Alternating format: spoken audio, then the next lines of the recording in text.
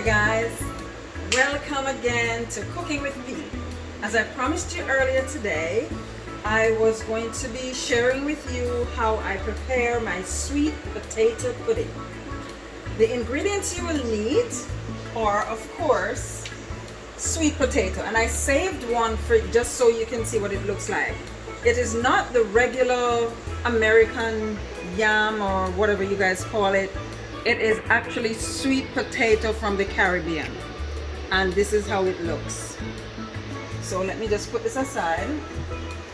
In preparing that, what I do, I peel the potato, I soak it in, well, put it in some salt water because that prevents it from changing color.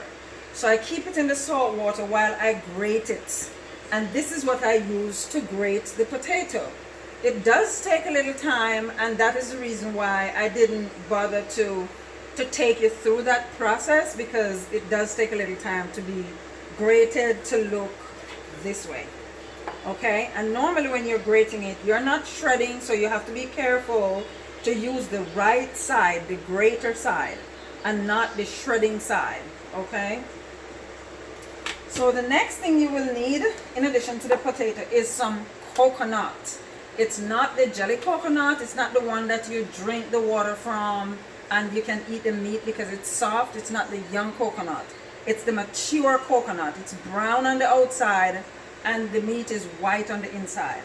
Now you can get that canned as well, and since I did not have any of those coconut, I went ahead and bought, Grace is actually one of my favorite, so I went ahead and bought these canned coconut milk, because that is what you need, the coconut milk. I have used about 2 of these just because I have a lot of potato. The idea is that you want the potato to be as moist as possible before you put it to bake, because if it's not, it's going to come out a little hard and you don't want it to be that way. So the next thing you're going to need besides the potato and the coconut milk, now of course it's better to have the real coconut that you can actually cut in small pieces and then juice in the blender, you know, extract the juice from that, and you can actually use whatever is left over in your potato pudding. Now I don't have any of that, but that's okay, that's optional. Okay, so having said that, the next thing you will need is some sugar, and as you can see here, I have sugar in the raw, which is real unprocessed sugar, and that is the best thing. As I mentioned earlier, I like to use fresh organic ingredients in my cooking. Now the other items I'm going to use are really optional. If you don't have it, if you don't have them, it's okay, because the milk, the sugar, and the coconut, the coconut milk, the potato, and the sugar are really the basic ingredients. You can't make a potato pudding without the potato, and you do need some sugar to sweeten it, and of course the milk. Okay, having said that, so what do I do with the milk? I open the can, I pour it in the pot on the stove, I warm it up. In that I grate a little nutmeg and I put a little butter. Okay, and I also added a little vanilla. As you can see, this is the pure vanilla extract. Love to use this, one of our favorite spices from back home. Okay, this is almond essence. Some flavors or brands will call it almond flavoring. I like to use a little bit of this in my baking as well. And for my potato pudding, I am also going to be using a little honey. As far as ingredients go, I'm just walking you through that right now. These are the things that I personally use in my baking. So you have some organic honey. I got this from Costco. And of course, I have here what is called, now we have different flavors to this drink. This particular one is called rum and raisin rum cream. Some of you may be aware or be familiar rather with that. The one that I really wanted is something called Bailey's, but I'm going to be using this. This is just as good. This is definitely optional. And of course, I rarely bake anything without putting raisins. And this is my raisins that I have been soaking for a while. Now, for you who are familiar with the way we bake, especially our Christmas cake, we put our raisins and our prunes in white rum or wine to soak for a long period of time.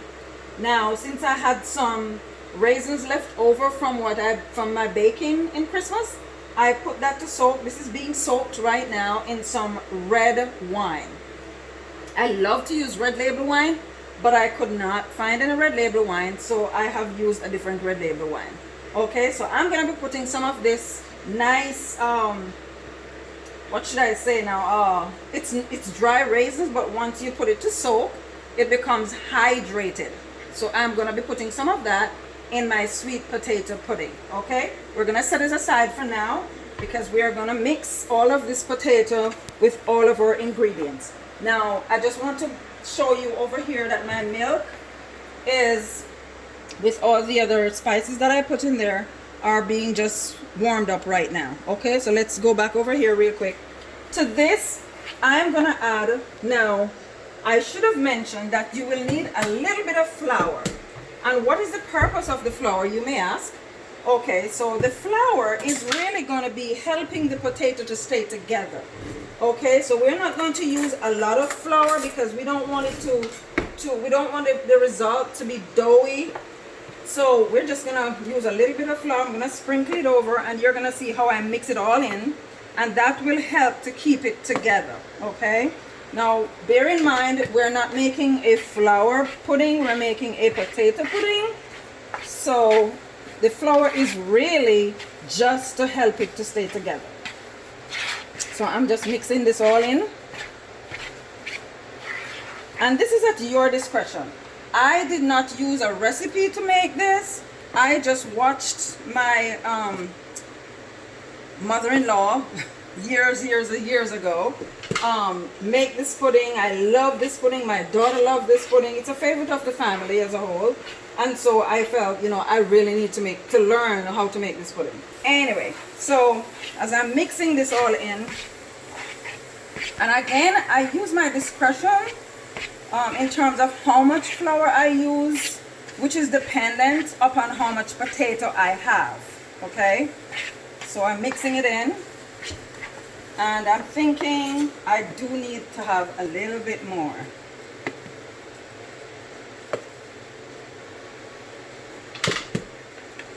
Now, some people actually grate yam. They use yam in their potato pudding. Now, I have personally never used yam in my potato pudding, but that doesn't mean you cannot use that. At this point, I'm going to be adding some sugar. Now, if you notice, I have not added any salt, and I don't intend to. Most things that you use these days have some salt in it, so you really have to be careful with putting salt in your cooking.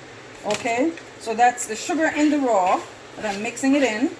I don't want the potato pudding to be overwhelmingly sweet, so I'm also watching the amount of sugar that I am putting in the pudding. Okay,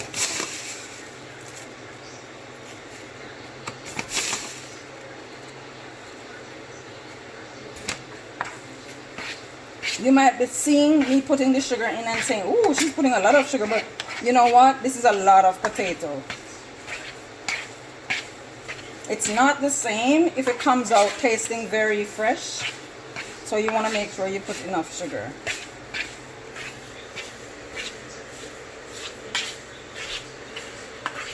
And at this point, this can tell you whether or not you might need a little bit more flour, because you can see how it's sticking together instead of just, loose.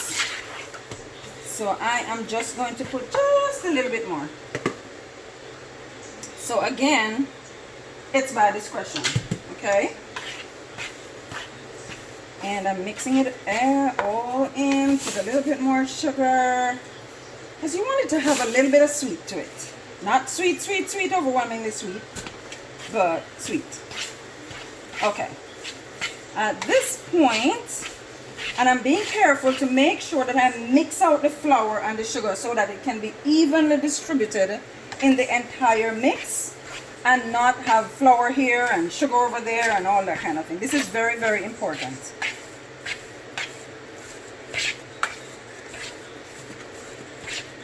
Okay, so I think at this point we're good with, and this, if it's a lot of potato, yes, it will hurt your hand a little bit, because I can feel mine start hurting because now it's becoming a little thicker. Okay, so let me just set this in the back. At this point, I'm going to start adding my other ingredients. And the first, or rather the next one I want to add is my milk. So I'm just going to take the pot and I'm going to pour some milk, like maybe half of it in. I'm sorry it boiled over because my grandmother used to say that when it boils over in the stove, it's the best part. That's gone. But so we're going to take our time to really mix this in.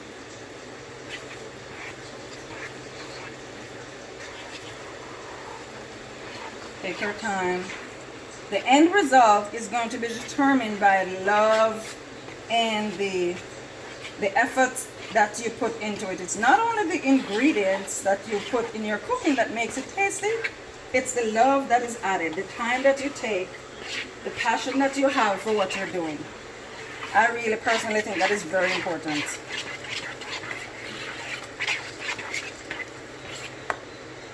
And we can add a little bit more, and I do add it a little at a time because you really want to watch how much you're putting in it.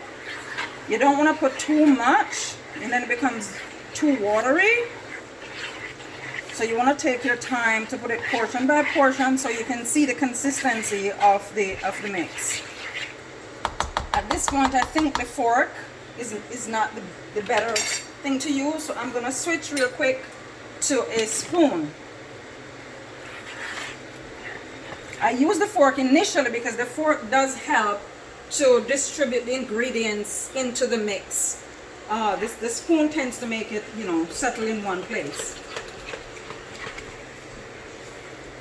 Okay, so as we can see, we can definitely use more liquid. Usually, my test is if the spoon stands up for too long, the mix is too thick. It really should fall a little bit more slowly. But as we can see, the first time, it just stands still. So I want to add just a little bit more milk. And I'm going to leave some of my milk for the last because I do want to do something else, which I won't tell you right now. So I am going to be using other liquid ingredients to give it the rest of the softness that it needs. Okay, so let's go over here now. And I'm going to be adding now my raisins and my rum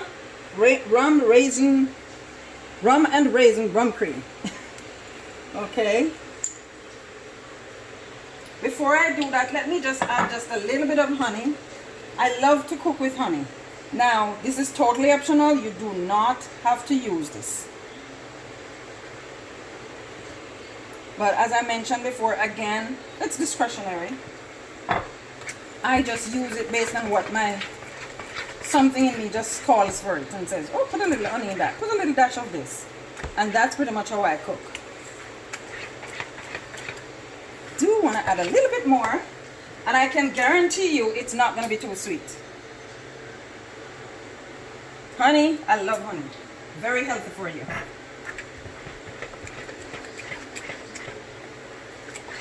Optional, you don't have to put it in. You could put some more milk if you like. Okay. Now I'm going to add my Baileys. I keep saying Baileys because that's what I normally use. Again, optional. The amount that you want to use is up to you.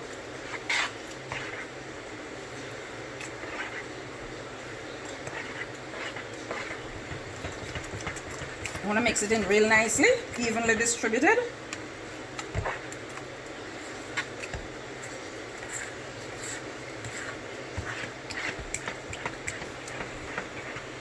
And I'm going to put just a little bit more.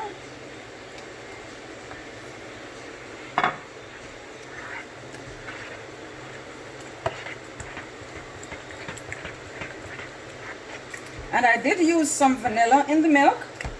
but I am sensing that I might need just a little bit more vanilla. Oh, can probably use a little bit more. There we go. And of course, my almond flavoring. No, I did not forget you.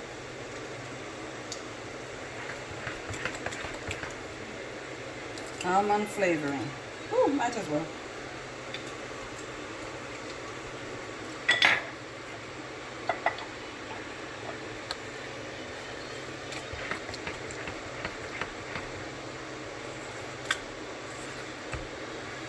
Now, why don't we set our oven in the meantime, just so it can be ready when I'm done. So I'm going to pause a little bit and run over and turn the oven on, okay?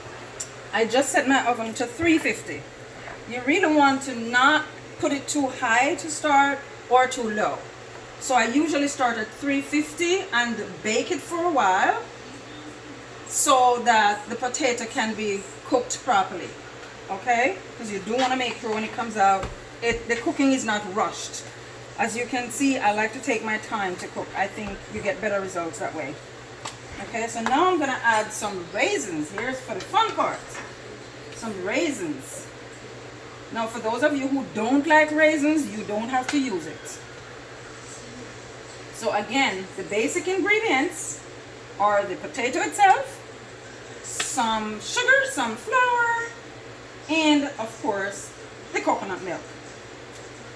And I stress coconut milk because if you use any other milk, it's not going to taste the same. It's really coconut milk, and coconut is healthy for you too. So here is my mix with my raisins. You may ask, well, could I just blend out the raisins because I don't really like the raisins? Yes, you can. You could blend out the raisins. You could pure the raisins so it doesn't show in the mix this way.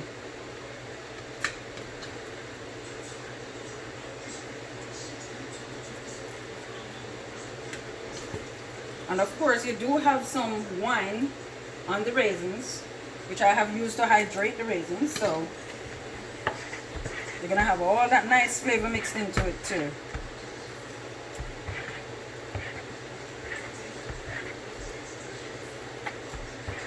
So I think at this point, we are pretty much done with our mix.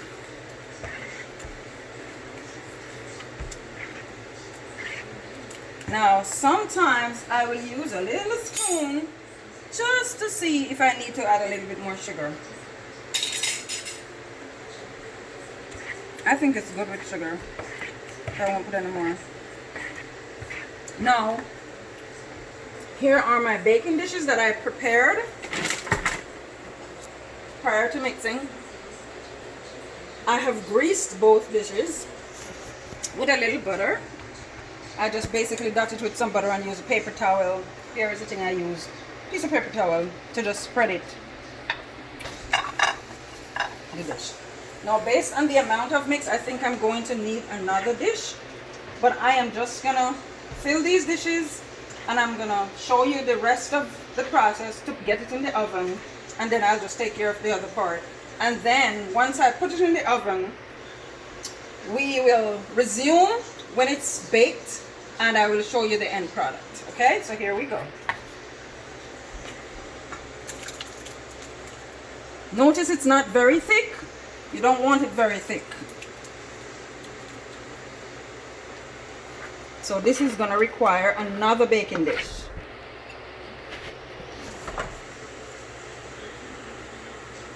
Okay. So now I'm going to wrap them with some foil paper. Let me just wipe this off just a little.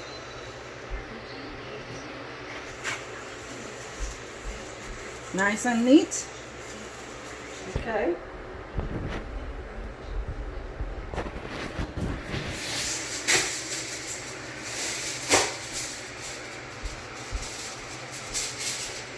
So basically, I am going to cover these so that it can keep the moisture inside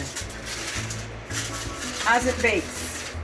Later on, I will remove the cover so the top of the pudding can get some color. But for now, I am wrapping them to trap the moisture. so it won't be dry when it's all done. Okay, so this is basically 90% of the process. I am going to be removing them a little later, and then I'm going to do something else, and at that time we will resume. Okay, thank you for watching.